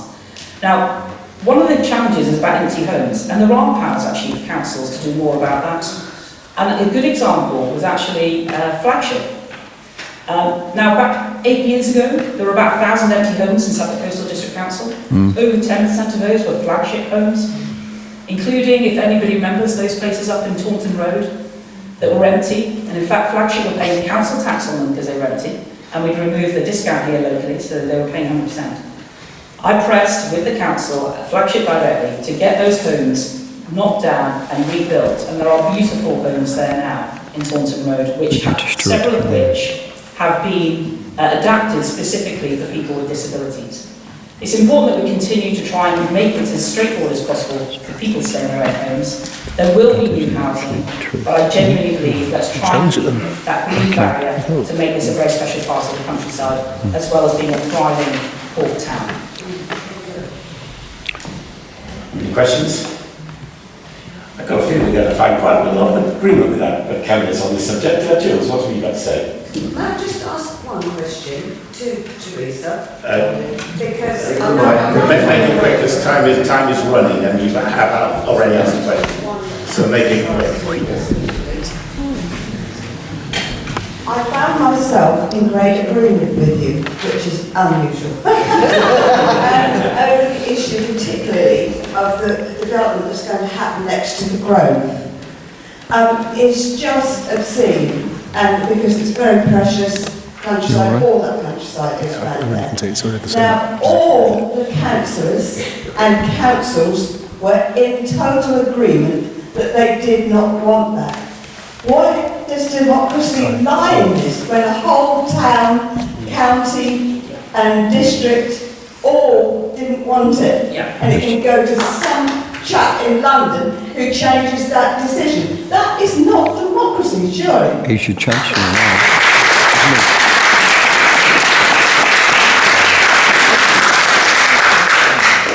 I fully understand your point. It used to be the case that anything can be built anywhere unless there was a reason not to do so. And that was then more formalised with what's called the local plan. But the local plan still requires an element of requiring housing for the future, anticipating future needs. Now, I fully understand, and I know councillors were very disappointed, the planning inspectorate decided to make that recommendation. I can't remember off the top of my head. I don't think the council chose to go to appeal to the court on that one, because they believed, and their lawyer advised them, that they would lose the appeal. They had won appeals elsewhere in the constituency, so I understand the frustration, but at the moment anybody who has a planning application can appeal, and that's the process as it is now. I don't think that's necessarily entirely right to change, but I completely understand your frustration, and I hope that we don't get difficult, in my view, daft decisions by the planning inspectorate on issues like that again. It's actually a government minister. Just to follow on from that, you're absolutely right, Chair. I really think a great deal about housing here. And I'm really worried. I feel like Erin Brockovich of the Planning Department, because I'm really worried as to how many appeals are taking place. you go all the way down the seaboard, everybody is struggling with planning, be it up in Sidewell, or is it be it down here? So I think there must be something going on at Suffolk Coastal, or what is now East Suffolk, and we need to look at that, and I need to look at that on your behalf. My party are really concerned about affordable housing and assisted housing, and we would look to develop an incredible plan, and what we could do here is develop Liberty Housing. There's no reason why we shouldn't have something similar to Goldsmith Street that is up in Norwich, and we could have things that we're proud about. So we could be looking at one bedroom, 2 bedroom dwellings, and particularly dwellings that are on the horizontal with 1 or 2 bedrooms so that our elderly are perfectly looked after. We're also concerned that we manage our ecological builds, and therefore we're putting a substantial amount of money into that programme, and we would like people to think that they could stay in their own homes, and we'd look as to how we can develop them in order that they can stay at home. We need to act, and I go back to the same thing again, we need to make that housing stock greater. We have 7 towns, you know, running right the way through the constituency. I cannot tell you how hard it is for people to get a home that they can afford. And if anybody can have a home that becomes a nest, it does make their mental health so much better. And if they know that they can stay there, that's really important. Now, you were discussing earlier, Therese, about our young. How do we keep them here?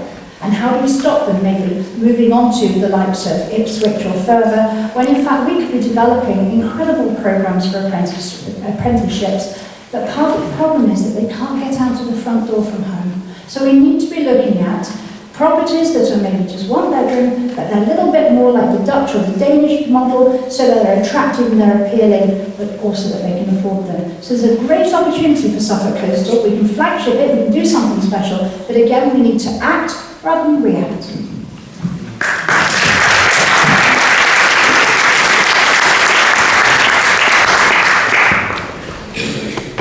Any comments or questions?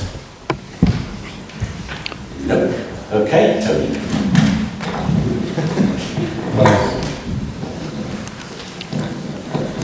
About 3 months ago, by the way, I didn't realise that I would be a politician. It would be wrong of me to pretend that I understand all the nuances that attend each issue, the balance between providing enough affordable housing and housing in general.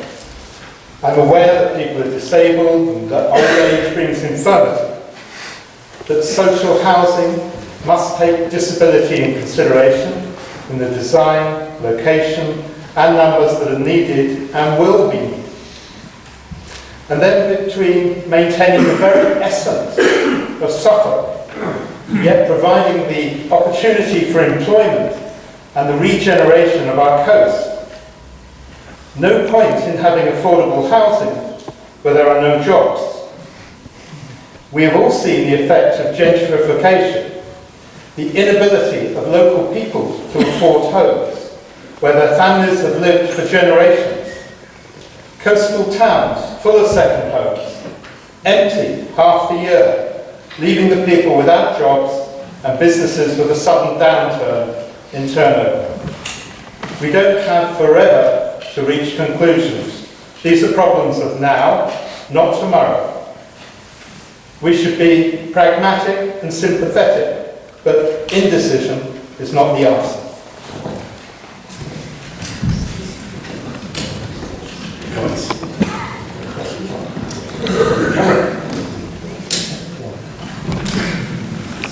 So the question was, does the local area have to lose its beautiful countryside? I think we can all agree that the Labour's manifesto is very, very focused on a Green New Deal, and it's very, very focused on a number of green policies. And just one of the bills which Labour's proposing to put through, the Climate and Environment Emergency Bill, which will set out in law binding new standards for decarbonisation, nature recovery, environmental quality, and make sure that we do protect our habitats and our species. Labour is, of course, also cognizant that we do, Suffolk Coastal Labour in particular, that we do have a concern within Felixstowe. The local plan maybe has focused too many of the new builds in this area, and as a consequence, the infrastructure that's currently in place may not be able to support these future developments. So I think it's right that we do put that question and say, should these be more evenly distributed throughout the Suffolk coastal constituency? I think that's a fair point, and I think that's something that we should be looking to do, being very, very cognizant of where we place things and making sure that we do protect the environment as an absolute priority. But as has been mentioned, we do also have a number of people that are without homes. There's an explosion of homelessness in the UK. 320,000 people are now homeless. And it's a real shocking indictment of the savage cuts of the last 9 years. So to address that, Labour is also proposing that we build 100,000 new council houses every year in the next 5 years of government, but that will be very, very carefully considered in line with the environment where those houses are located. As well as that, they will also build 250,000 affordable homes, truly affordable homes, again with the same criteria in place. And I think, so the second question was, so affordable housing for people, I think that's our solution. We do need to build housing, but any placement of housing has to be very closely consulted with the local community. I don't think anybody here will deny people, the home, but you need to consult with the local community, because the people who know best are people in this room and the people out there. And that would be something that I'd be very, very keen to do if I'm successful at becoming your MP, is making sure we have the right housing that is affordable and is in the right place.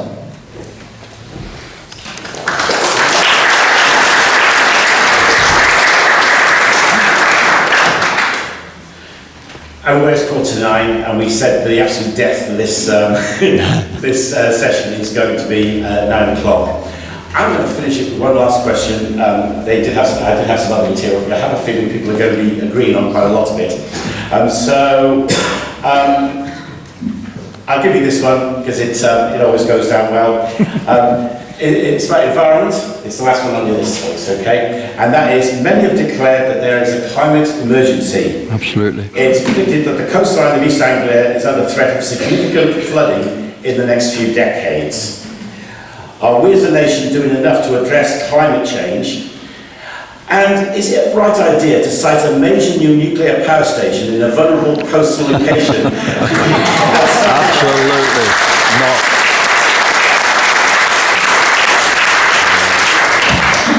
Thank you, Mark. Well, I spent 3 years as Minister for the Environment, not Secretary of State, but Minister, so did deal a lot with natural wildlife, all sorts of elements of aspects of climate change, and the answer is that we have done rather a lot on climate change and tackling climate change.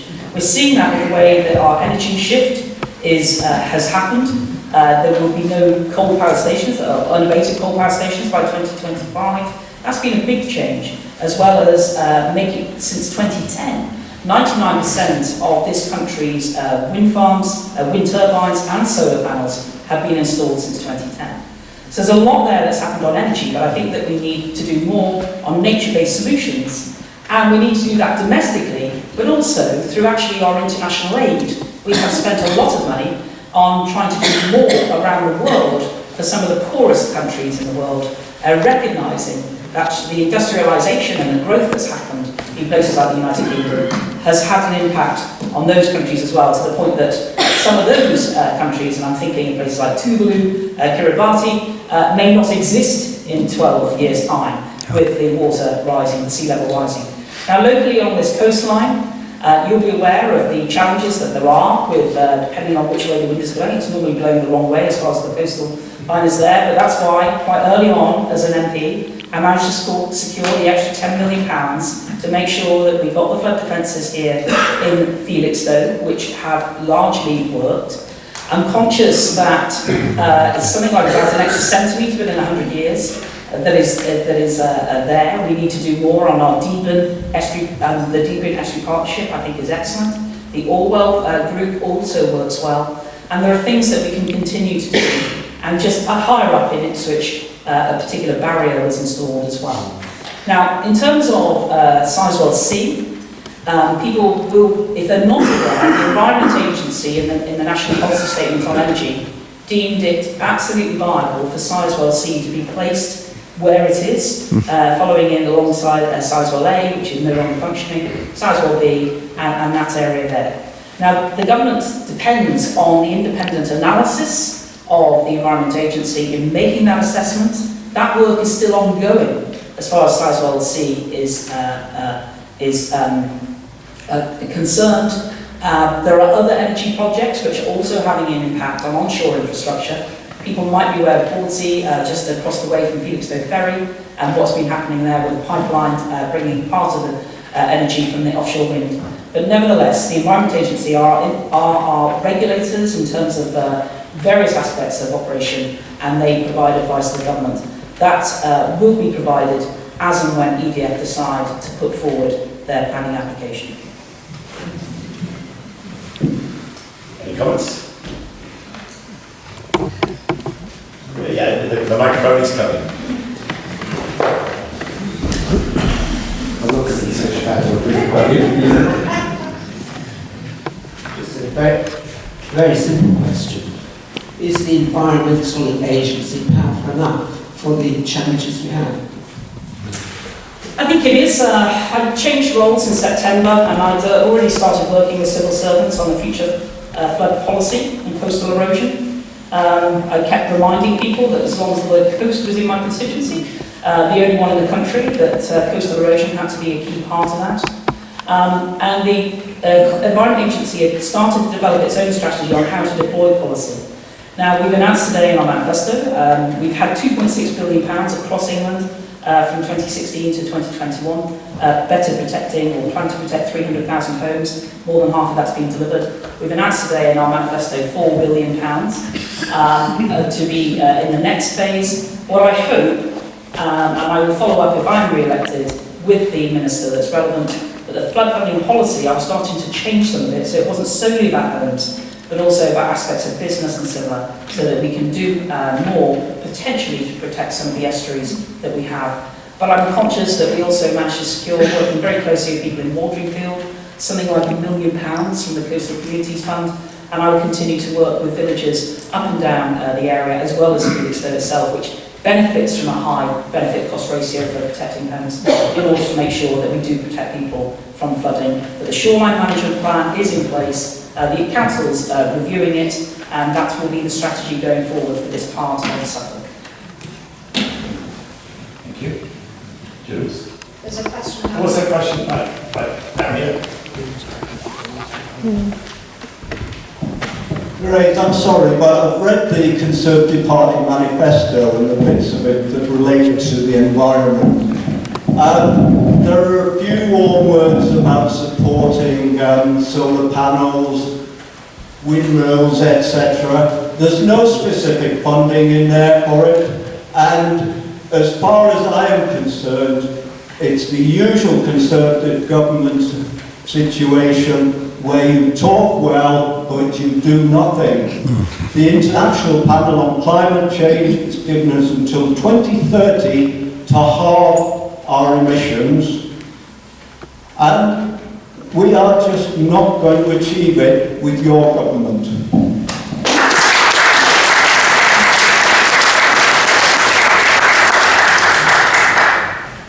I don't agree with that. I think that we've already achieved aspects of our carbon budget. We're about 10% short on the ones going into the 2030s. We're the first significant country to have legislated for 2050 to be net neutral. If we can do it quicker, great. Things like leaving the European Union, we'll be able to reduce the sales tax potentially on solar panel. It was actually the European Union Court of Justice and the European Commission who insisted, and we lost the case in Luxembourg, at the court, we have to put 20% of VAT back onto solar panels. So there are different things that we may have some more freedom to do in the future. The environment is such a vast topic, it covers so many different things, and it's that holistic approach that we need. And whether that's a mixture of making sure we move to carbon neutral energy, mainly renewables, but nuclear is a part of that carbon neutral in the short term, or medium term I would say. But I genuinely believe, and there is a lot more that we are doing, following the laws and principles in how we create nature recovery networks, nature improvement networks, and this part of the country, about 50%, 40 to 50% of this constituency in the AONB, we need to continue to do more for those areas that aren't formally in the AONB in order to make sure we preserve that green countryside from unnecessary infrastructure. It was hard when you sat next to the person you're going to have to thump. Okay, here we go. So, I guess many of you, we've got the 7-hour rule, haven't we? So many of you here don't really understand completely what we're talking about. I'm not being patronising at all, but about what's happening at Sizewell and Fristone. But essentially we've got 7 big capital projects taking place. Most of them are in the 3rd and 4th part of their consultation. Most dining rooms from here all the way up to where I live are rammed with lovely people who have a sense of duty, and they're having to fill in those forms on behalf of the community. Therese, you were 3 days before the end of term when you managed to find quite a time to have the meeting that you should have had about 3 years ago to say, what is this all about, right? And the point is, for the green, wonderful people in this room, it's been a case that's been ongoing for far too long. So if we're going to have renewables, we've got the great, wonderful turbines out in the sea, why have we not got a faster way to get everything on land and up onto the grid? But what we're thinking about doing at the moment is we're thinking about drawing 8 miles worth, which you've seen locally up in Woodbridge, you've got the same thing, for the connectors to be able to go in and then go into the substations. It's a nonsense. So we have to have a moratorium, and that's what we're looking to do. First of all, we will not put any more money into nuclear when we're asking the community to do it. That is not us.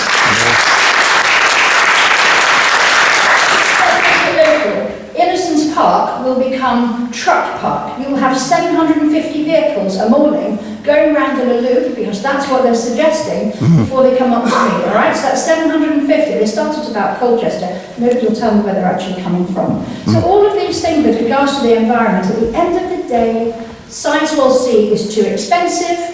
If it's going to be judged by Hinkley Point, it's not going to work particularly well, and it's going to be too late. So we have to be clever. We've got to find a smarter way to do all of this. Now let's make it local. Can I ask you a really honest question? Hands up who really understands about carbon neutral. Okay? We have to make this a local issue. Just having plastic bags and making sure you've got them in the back of the car is not going to solve the carbon issue. And I would make it so that we have a tangible scheme. I'm suggesting we develop the green grid. And the green grid, we will then be able to share with the rest of the nation as to how we're going to do it. Is anybody putting a boiler in the next few weeks? Yeah? Do you know you've got the right one or the wrong one? You know, and at the end of the day, everybody's saying, oh, it's going to be 2030, 2035. It's just like this great big game as to how we're going to be carbon neutral. You need to know. And I will make sure that we get there, because that's very important and we can take that forward. So it's an absolutely enormous topic. Yeah, can I just cut you a little bit short because we've only got about 6 minutes. Yeah. Sorry. I'll do it with you. Thank you.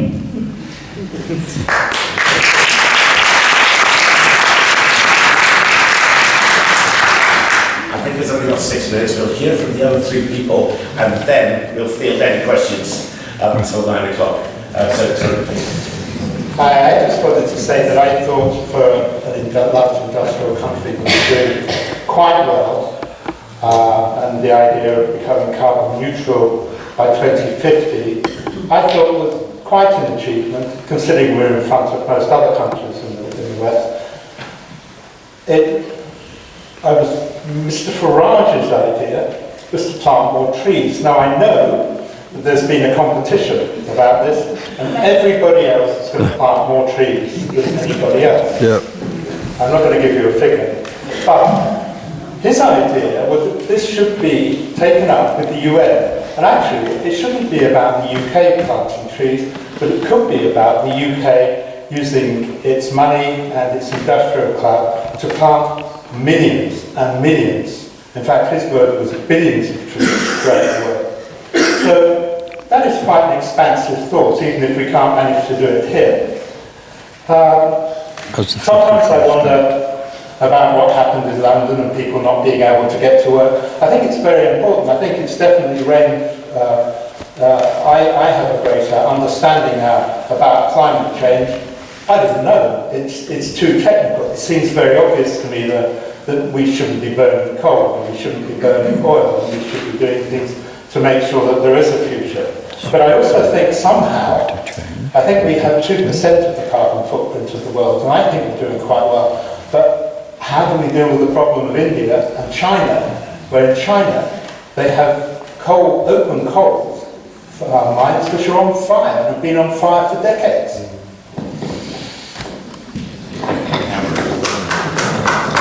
I do apologise, I have to be really, really quick with this because this is actually a personal passion of mine, and I think we're currently facing an existential crisis, and it does deserve so much more than 3 or 4 minutes' time, but I'll be as swift as possible.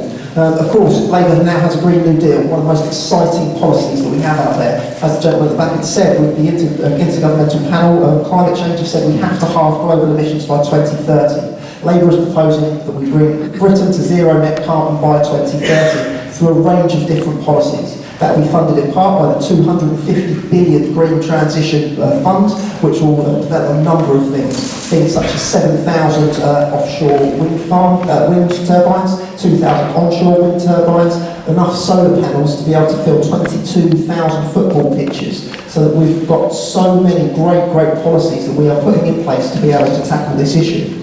And of course, what you will have seen is that for the Labour Green New Deal, it was a firefighter that moved that policy at the Labour Party conference. The reason is because this is an issue which actually affects us in our workplace. You'll have seen up in South Yorkshire, we had mass flooding, and it took for Jeremy Corbyn to put pressure on the Prime Minister to declare that it was a national emergency. The Prime Minister didn't want to do that, wasn't going to go up there, but Labour made that happen, and it was a national emergency because many people were put out of homes, and we also saw our firefighters having to respond despite having no statutory duty or funding to do so. So I think the Green New Deal is absolutely critical. It's one of the biggest issues of our time, climate emergency, and I think Labour has put in place a really tangible, real tangible policy to be able to tackle that. Please read more about it in the manifesto, but I will hand over to Rachel.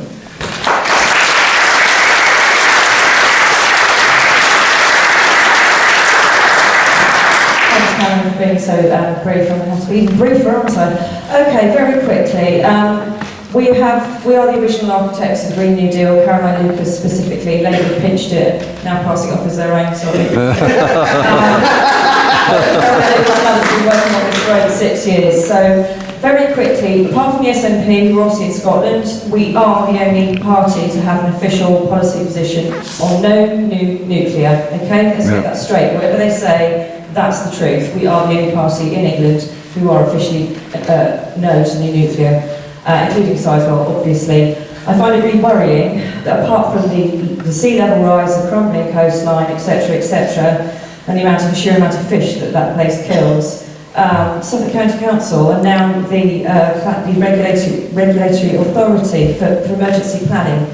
Now I find that as scary as I think they do. That's been handed to them, or dumped on them rather, from the Office of Nuclear Regulation. That concerns me greatly, quite apart from the fact that it's going to take at least 10 to 15 years to build. God forbid it should go ahead. By that time, it will be too late. The IPCC say we've got about 10 years now to turn this thing around and start changing our system so that we do have a future, and certainly our children have a future. So by the time it's actually built, if it gets built, it will be too late to be any use. It will be redundant technology. It's propping up EDF, who you may know, French state-owned company. If they were a private company, it would have folded ages ago. Their financial situation is dire, and that's why they need Sizewell and they need Hinkley in Somerset. So, I'm going to give you some figures about trees, sorry. We want to plant 700 million new trees, and there's all sorts of interesting stuff on agroforestry and helping the farmers to divest in order to grow more trees and to make some of the trees at least edible, so that there's a useful food source and wildlife and all those wonderful things that are so essential and keep getting overlooked. We've got about 10% tree cover in Suffolk. I think we can do a lot better than that. Yeah. Nationally it's 12 to 13%. But if you have a garden, if you haven't got a tree, if you're lucky enough to have a garden, you've got space, can I suggest you get on with planting one, and obviously research what kind of plant, what kind of tree it is, native preferably, useful for wildlife as well. So yeah, we really, this is really bad, our backs are against the wall now, we have to crack on with this. You can't separate out the different areas that obviously contribute, as Therese has actually said, I agree with something she said for a change. This is a massive subject, and we really need joined up thinking, don't we? You know, it covers housing, it covers emissions from housing, it covers transport, it covers everything, the way that we live, the way that we move around. It's huge, it's vast, and it's really, really urgent. So, yeah, as I say, it's all on our website, our manifesto. We've got umpteen policies. I'm really bored. I'll do my best to answer the questions you might have afterwards, because I don't think we're going to have time now. Thank you for listening. Thank you.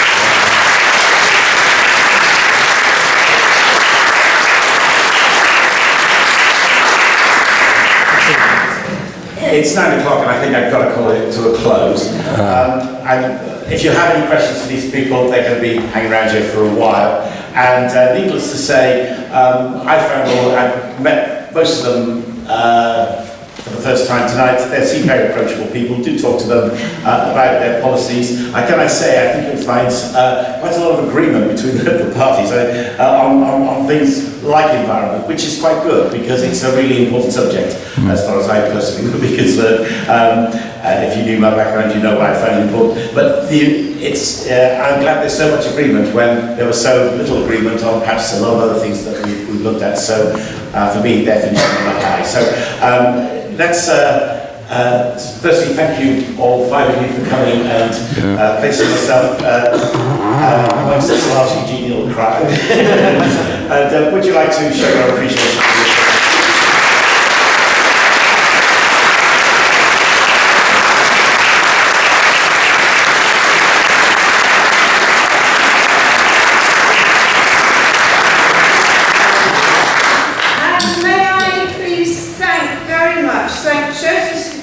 In Felixstowe for organising this event and for the Salvation